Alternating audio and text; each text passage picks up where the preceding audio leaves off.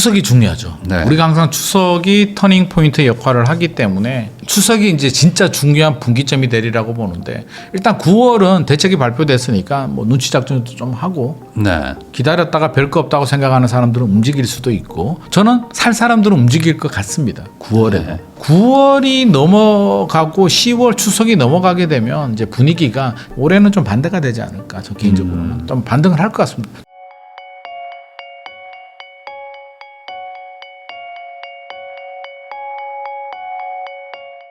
김인만 부동산 연구소 소장님이시죠? 김인만 소장님과 지금 이야기 나누고 있는데요. 그러면 이제 앞으로 어떻게 되느냐? 이제 큰 대책은 이제 나왔어요. 627로 금융 규제가 나왔고, 이제 공급 대책이 나왔고, 일부 이제 또 뭐 추가적으로 살짝 뭐 대출 규제가 나오긴 했지만, 당장 세금은 안 나왔습니다. 세금 뭐 중세를 할 수도 있다 이런 얘기들이 나왔었는데 이번에 안 나왔고, 이번에 안 그러면은 나왔죠. 당분간은 시장을 좀 지켜보는 거가 있지 않을까라는 생각도 좀 들거든요. 그래서 여기서 좀 과열되거나 뭐 하면은 뭐 추가 대책이 나오지 않나 이런 생각인데, 네. 뭐 당장 뭐 지금 추석 시즌이고 이제 조만간 네. 하반기 뭐 내년 상반기 뭐 어떻게 보십니까? 추석이 중요하죠. 네. 우리가 항상 추석이 터닝 포인트 역할을 하기 때문에 뭐 이번 추석은 10월이더라고요. 네. 그래서 저는 추석이 이제 진짜 중요한 분기점이 되리라고 보는데, 일단 9월은 대책이 발표됐으니까 뭐 눈치 작전도 좀 하고 네. 기다렸다가 별거 없다고 생각하는 사람들은 움직일 수도 있고, 저는 살 사람들은 움직일 것 같습니다. 9월에 네. 움직이고, 안 살 사람들은 아니야 이 정도면 괜찮아 하시는 분들은 여전히 기다리거나, 자금력이 부족하신 분들은 기다릴 텐데, 9월이 넘어가고 10월 추석이 넘어가게 되면 이제 분위기가, 작년 같은 경우는 집값이 올라가다가 이제 뭐 스트레스 데이살 2단계도 시행이 됐습니다만, 네. 9월 지나고 추석 지나고 꺾여서 올 1월까지는 뭐 서울이 굉장히 안정적인 흐름을 보여줬거든요. 올해는 좀 반대가 되지 않을까, 저 개인적으로는 좀 반등을 할 것 같습니다. 정부도 그걸 예상을 하고 있기 때문에 이번 대책도 이제 약간 밑작업을 하지 않았나 싶고요. 그러면 반등할 가능성은 좀 충분히 있다라고 생각이 되는데, 그럼 반등이 어느 지역이 네. 어떻게 올라가는 거야라는 게 이제 우리가 궁금한데, 그러면 시장 상황을 다시 한번 체크를 해보자고요. 올 상반기 시장에 집값 많이 올랐다, 우리가 생각을 하고 있는데, 아파트 가격이 많이 올랐다는 건데, 어디가 많이 올랐냐고 하면 전국적인 통계를 보게 되면 많이 오르지 않았습니다. 네. 수도권 통계를 보더라도 과열이 아닙니다. 그럼 어디냐면 서울 한강벨트와 경기도는 과천, 판교, 분당, 네. 좀 더 확대하면 용인 수지나 뭐 안양 동안구 정도, 그 정도만 좀 올랐지 실제로 오르지 않았습니다. 이건 무슨 현상이냐면, 저는 이거 상승장은 아니다, 소위 말해서 2020년, 2021년 문재인 정부 마지막 시절에는 막 미친 듯이 올랐잖아요. 서울이 올라가니까 풍선 효과 생겨가지고 주변 뭐 수도권, 경기, 인천, 경기 외곽, 인천 외곽 오르고 지방 중소도시들까지, 광역시 넘어서 중소도시들까지 미친 듯이 올랐는데, 그때는 상승장이잖아요. 네. 2015년부터 이제 2013년까지 이제 서울이 바닥이었고, 2015년부터 거래량이 늘어나면서 집값 올라가다가 2020년 코로나 팬데믹이 생기면서 유동성이 미친 듯이 늘어나니까 집값이 이제 폭발적으로 이제 늘어나던 상승장이었고, 지금을 보게 되면 저는 상승장이라는 느낌은 들지 않고, 뭐냐면 양극화인 것 같습니다. 저성장, 장기 침체 들어갔죠. 저는 대한민국이 이제 저성장에 들어갔다라고 보는데, 그러면 최근에 중소기업들 또 폐업하시는 분들 되게 많거든요. 안 좋습니다. 경기 상황 매우 안 좋아요. 그러면 사람들은 위기감을 느끼잖아요. 이대로 가면 안 되겠다. 뭔가 대안을 찾아야겠다. 모두가 잘 사는 막 경제가 성장하던 고성장 시대 같은 경우는 굳이 서울에 투자할 이유가 없습니다. 서울도 올라가고 부산도 올라가고 대구도 올라가고 뭐 중소도시들도 올라가는데, 굳이 내가 살고 있는 동네에 땅이나 건물 하나 더 사면 되지, 굳이 내가 모르는 서울까지 가가지고 돈을 더 준다?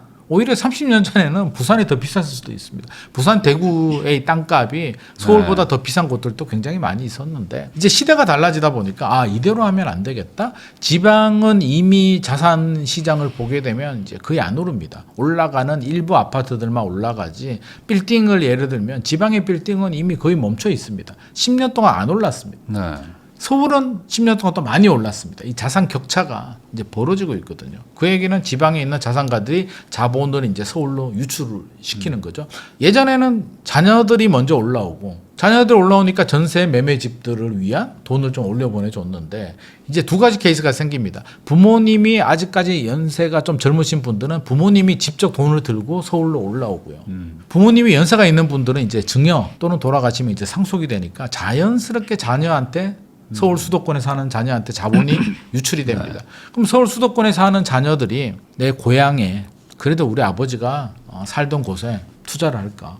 서울에 투자할까? 이거는 이미 답이 정해져 있잖아요. 네. 그래서 이 양극화 때문에 이제 돈이 서울 수도권으로 빨려들고 있는 현상입니다. 서울에서도 지금 이번에 6.27 대책이 발표되고 이제 막 그런 얘기 했잖아요. 풍선 효과 생길까? 막 그런 얘기들이 많았는데 물론 서울 일부 지역도는 이제 풍선 효과가 생기긴 했습니다. 10억 이하 아파트들도 이제 거래가 좀 늘어나긴 했는데 그래도 우리 예상보다는 폭발적으로 막 노동항 집값이 막 올라가고 경기도 집값이 올라가고 강남 규제하니까 막 올라가지 않았잖아요. 그 얘기는 아직 상승장이 아니라 양극화니까 내가 마포 아파트 사려고 했는데 마포 아파트가 규제가 들어오게 되면 그냥 안 사버리더라고요. 목표가 딱 정해져 있더라고요. 그래서 자금력이 아예 없는 분들은 사실은 아직은 살 생각이 없는데 어느 정도의 자금력 예를 들어서 뭐 10억, 20억 정도. 이게 적은 돈은 아니잖아요. 이렇게 가지신 분들은 여전히 구매 욕구를 일으키고 있고 지금이라도 핵심 지역 들어가야 된다라는 생각을 여전히 가지고 있기 때문에 저는 이번 공급 대책을 보게 되면 시장의 수요자들이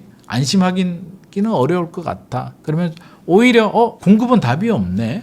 이게 안 되겠구나 라는 생각이 드는 순간 자금력이 되시는 분들은 움직이겠다. 거래량이 뭐 폭발적으로 늘어나진 않더라도 신고가 행진은 여전히 더 나올 것 같고요. 추석 지나고는 저는 서울이나 경기도 일부 핵심 지역들은 저는 반등 가능성 충분히 있다고 생각합니다.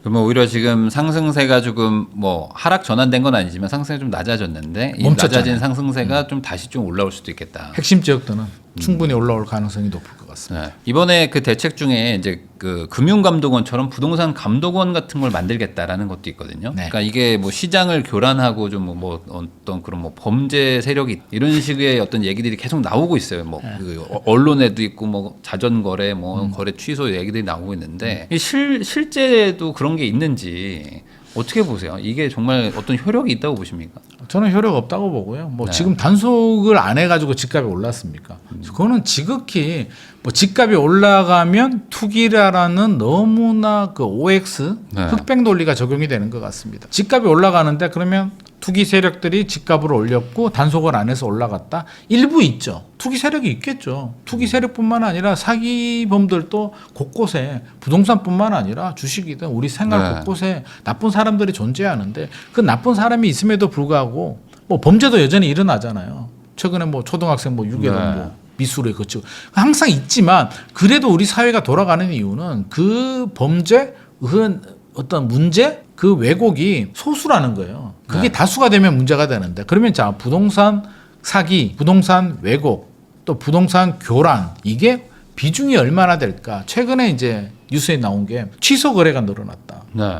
월 평균 100건대에서 갑자기 6월에는 1000건대가 늘어났다. 이거 투기 세력들이 집값 올리려고 막 해가지고 신고가 찍어놓고 취소하고. 찍어놓고 취소하니까 가격이 쭉쭉 올라가는 거 아니냐라고 얘기를 하는데 아주 일부 사례가 있을 수는 있어요. 있을 수는 있는데 자 우리가 생각을 해보자고요. 계약을 취소하는 건 네 가지 이유가 있습니다. 하나는 실수, 뭐 계약서를 쓰거나 신고할 때 잘못해가지고 네. 이제, 아니면 계약서를 썼는데 집주인이 야 잔금 날짜 좀 바꿔줘 다시 써. 네. 뭐 그럴 수 있잖아요. 야, 가격 조건 좀 바꾸자. 이런 고인 실수가 있는데 실수가 이제 월 평균 100건 정도 나왔다는 얘기고 두 번째는 고의 이것처럼 어떤 시장 교란을 위해서 하는 행위들이 있긴 합니다. 근데 그게 6월에 갑자기 1000건이 늘어난 건 아니고 6월에 거래량이 늘어난 거는 이제 이 두 가지 이유 때문입니다. 하나는 집값이 올라가니까 집주인들은 어떻게 해요? 내가 계약금 1억 받았는데 아무리 봐도 이거 한 5억 올라갈 것 같거든. 그러면 계약을 했으니까 그냥 꾹 참고 억울해도 그냥 계약을 이행해야 될까요? 아니면 해약금에 의한 해제라고 하잖아요. 1억 받은 거 돌려주고 보태서 1억 더. 나 1억 더 줄게. 계약 깨. 이건 자동으로 계약이 깨집니다. 이걸 네. 해약금에 의한 해제라고 하는데 왜 1억을 더 줬을까요? 아니 5억이 더 올라갈 것 같은데 1억 더 줘도 내가 4억을 시세 차익을 얻을 수가 있기 때문에 집주인들이 계약 해제를 많이 했고요. 자, 6.27 대책이 발표가 됩니다. 그럼 어떻게 돼요? 자금 계획에 차질이 생기잖아요. 매수인들이 계약서는 섰는데 아니면 또 뭐 토지거래가 같은 경우도 뭐 있을 수는 있는데 문제가 생겨요. 야, 이거 안 될 것 같은데? 나 잔금 못 칠 것 같아요. 내가 냈는 계약금 포기할 테니까 그만합시다. 이것도 해약금에 의한 해제거든요. 네. 그러니까 이 두 가지 경우 때문에 청건이 올라가서 한마디로 규제 때문에 갑자기 시장이 왜곡이 되고 집값 상승 때문에 집주인들의 마음이 바뀌고 규제 때문에 매수자들이 잔금 마련을 못하니까 깨는 경우 때문에 늘어난 거지. 이게 어떤 투기 세력 때문에 청건이 늘어났다. 와, 그거는 시장을 너무 투기화하는 거고요. 만약에 이게 진짜라면 무슨 관리감독원을 만들어서 단속해서 집값 안정이 되면 좋겠죠. 역설적으로 말하면 그러면 윤석열 정부, 특히 문재인 정부 바보지. 이거 왜 단속 안 했어? 그러니까 뭐 이거는 범죄 집단이 우리나라를 들썩이게 했던 거네 어찌 보면 역설적으로. 그러니까 시장은 뭐 그런 사람들이 몇 퍼센트로 되는지는 모르겠으나 어디 가도 나쁜 사람들이 있습니다. 사기범들이 있습니다. 교란 행위하면 안 되는 거 압니다. 있지만 이게 이것 때문에 전체 시장이 움직인다? 전세 사기도 많이 있어요. 많이 피해를 보는데 사실 역전세하고 전세 사기는 좀 다른 경우고 우리가 작정하고 어떤 사기를 치는 분들은 일부 있으나 이분들이 모든 임대인이 뭐 10%가 된다? 이렇게 볼 수는 없는 거잖아요. 네. 그러니까 일부 사례를 저는 너무 악마화하는 건 좀 바람직하지 않다. 이 관리감독원 만들면 저는 딱 어떤 생각이 드냐면 아, 관리감독원을 만들어? 야, 이거 일자리 늘어나겠네? 또 다른 일자리, 관리감독 원장은 또 낙하산이 들어오게 되고 또 차출해서 또 새로운 조직을 만들게 되면 결국 우리 세금으로 일자리 창출, 그들만의 일자리 창출이 아닐까라는 생각을 하고 있습니다. 그러면 이제 공급 대책도 나왔고 어쨌든 이제 대출 규제도 어느 정도 이제 윤곽은 다 나왔고요. 네. 그럼 이 상황에서 매수를 할지 말지 고민하고 있는 분들이 이제 떠밀리는 경우가 결국엔 뭐 전세나 월세가 올라가는데 만기가 다가오면 이제 이분들이 이럴 거면 집을 사야 되는 거 아닌가 라면서 좀 밀려간단 말이죠. 근데 밀려가고 지금, 있죠. 네. 전월세 시장 지금 어떤지 그리고 이제 가을쯤 전세 대란 온다 뭐 이런 얘기도 막 돌아가지고요. 올 수 있죠. 네. 정부가 전세 대출 규제 왜 하겠습니까? 이제 쉽게 생각하면 이미 정부의 대책과 정부의 그 진행 상황 여기에 모든 답이 다 나와요. 정부가 전세 대출 규제한다는 얘기는 가만히 있는데 그냥 네. 전세 대출이 문제야라가 아니라 자, 입주 물량이 부족하죠. 입주 물량이 부족하면 어떻게 됩니까? 전세 가격이 먼저 올라갑니다. 입주 물량이 부족하면 집값도 올라갈 수는 있는데 집값이 올라가는 건 여러 가지 이유가 있잖아요. 뭐 금리도 영향을 주게 되고 입주 물량도 영향을 주게 되고 가격이 얼마나 고평가냐 저평가냐도 영향을 주게 되고 뭐 경제 상황도 영향을 주게 되고 뭐 수많은 이해관계 뭐 정책들이 있는데 전세는 간단하거든요. 전세는 진짜 간단해요. 왜냐하면 자본이득, 시세 차익에 대한 어떤 목적은 사라지고 그냥 실수요자들이 들어가는 담백한 시장이기 때문에 공급이 부족하면 전세 가격이 올라가고요. 공급이 많으면 전세 가격이 떨어집니다.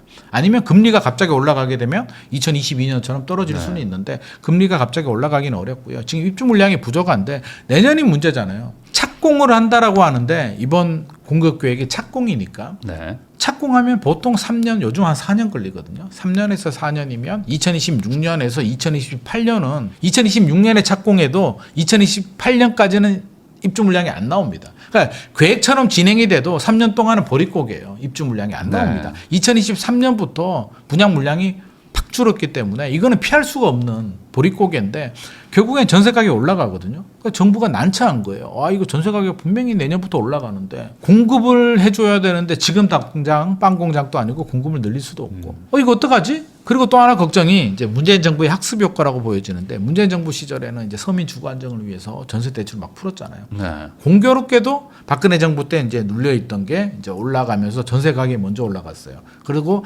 전세 가격이 2011년, 12년도에 서울 아파트 전세 가율이 한 50% 초반대 정도 되다가 2016년 되니까 70%가 넘었거든요. 네.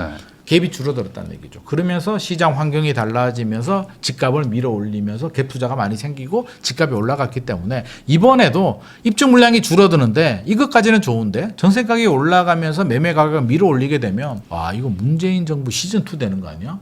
그러면 우리는 이제 큰일 나겠는데 지금 현재 여당은 거기에 대한 굉장한 트라우마를 가지고 있어요. 아, 이거 안 되겠어. 그럼 공급을 늘릴 수 없다? 대책을 만들어도 당장 공급이 안 나온다는 거는 삼척동자도 알기 때문에 결국에는 전세 가격 상승을 막으려면 어떻게? 강제로 법으로 막을 수는 없으니까 전세 대출을 막자. 네. 전세 대출을 막으면 가계부채도 관리가 되고 또 전세 가격을 못 올리게 되니까 결국에는 집값을 밀어 올리는 이 부작용도 차단할 수 있겠구나라는 게 정부의 전략입니다. 그래서 네. 아마 집값이 올라가게 되면 3차 대책으로 전세대출, DSR도 적용되고 강한 규제들이 나올 가능성이. 근데 우리가 여기서 생각해야 될 게, 자, 규제합니다. 전세대출을 규제하게 되면 대출 못 받으니까 자기 돈으로 내야 되는데 사실 많이 올라가기는 좀 힘들겠죠. 네. 그러면 어떤 일이 발생하냐면 일단 월세로 반전세가 많이 늘어나겠죠. 반전세와 이제 월세 속도가 굉장히 빨라지는데 일각에서 어떤 분들은 이런 말씀을 하십니다. 어차피 전세 대출 이자 내나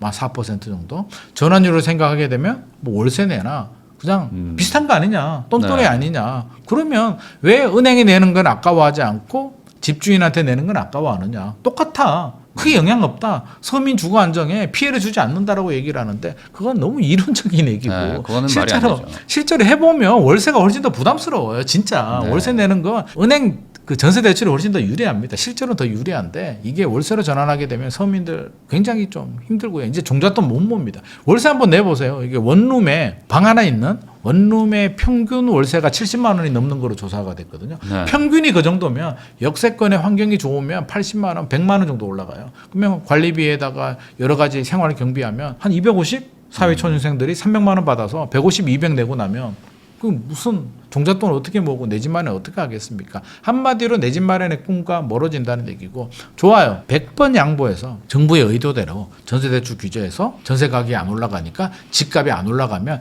결국에는 서민들, 무주택자들 니들한테도 좋은 거 아니야? 집값 안 올라가게 되면 오히려 올라가는 것보다 우리가 막아줄 테니까 전세대출 규제해서 니들이 월세로 가더라도 집값이 안 오르니까 돈 모아서 집 사면 되잖아. 이론적으로는 굉장히 아름다운데 전세대출을 규제해서 전세 가격 상승을 막는다고 집값이 안 올라갈까요? 아니죠. 지방에 가보면 전세 가율은 지방이 더 높아요. 막 90%막 되는 곳들 있잖아요. 지방 집값 왜 안 올라갑니까? 전세 가율이 높다고 해서 집값이 올라가지 않아요. 집값이 올라가는 이유는 그만한 대가를 지불하고 충분한 수요가 뒷받침이 되고 공급이 부족하고 한마디로 상승 가능성이 있느냐를 보고 우리가 판단하는 거지. 실수요자들도 올라가는 집을 사고 싶지. 네. 내려가는 집을 사고 싶지 않습니다. 최근에 재밌는 통계가 하나 나왔는데 전세 가율이 지방은 전세 가율이 올라가고 서울은 전세 가율이 떨어진다라고 조사 결과가 나왔는데 전세 가율은 이제 매매 가격 대비 전세 가격의 비율이잖아요. 지방이 전세 가율이 올라가는 이유는 집값이 안 오르니까 안 오르는 집을 왜 사지? 나 그냥 전세 갈래라고 해서 전세 수요가 많아지면서 예를 들어서 집이 1억인데 전세가 9천이에요. 안 올라가는 집이야. 그러면 9천만 원 주고 전세 가는 게 낫. 1억에 그렇죠. 집을 사서 취득세 내고 네. 재산세 좀 내고 혹시라도 올라가면 또 양도세 내고 뭐하러 그래요? 그냥 전세. 그 지방은 전세 수요가 많아요. 왜 집값이 안 올라가기? 그래서 전세 가율이 높은 거고 서울은 전세 가율이 낮습니다. 왜 낮냐면 최근에 이제 대출 규제까지 하다 보니까 전세입자가 안 들어오는 거예요. 그래서 메이플자이 같은 경우도 지금 네. 메이플자이는 전세 가율이 지금은 20%밖에 안 됩니다. 가격이 떨어졌나요? 신고가입니다.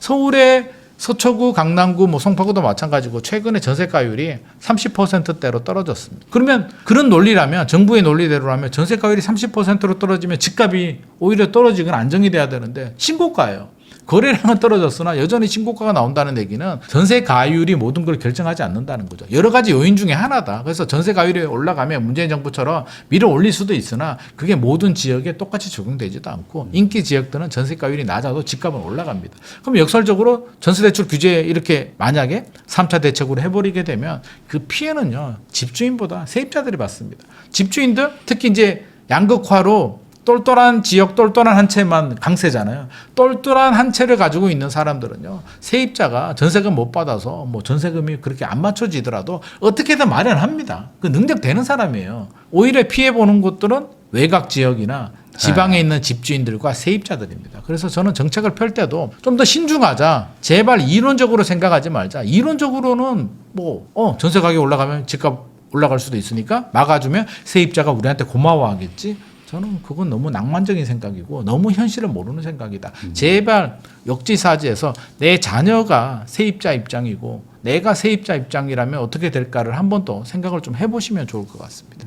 그러면은 뭔가 전월세 상승은 좀 예견이 되고 그리고 불가피하죠. 이제 뭐 수요와 공급의 불균형 때문에 매매가도 좀 상승을 하는. 핵심 지역들. 근데 그거를 어떻게든 정부가 좀 최대한 상승세를 좀 누르려고 하는 그런 모습이 앞으로 좀 펼쳐질 것이다. 세무조사도 한다잖아요. 네. 뭐 그러면 전수조사하고. 그렇죠. 그러면 고가 아파트를 사는 부유층들이 네. 제일 싫어하는 게 두 가지가 있잖아요. 하나는 보유세, 종합부동산세.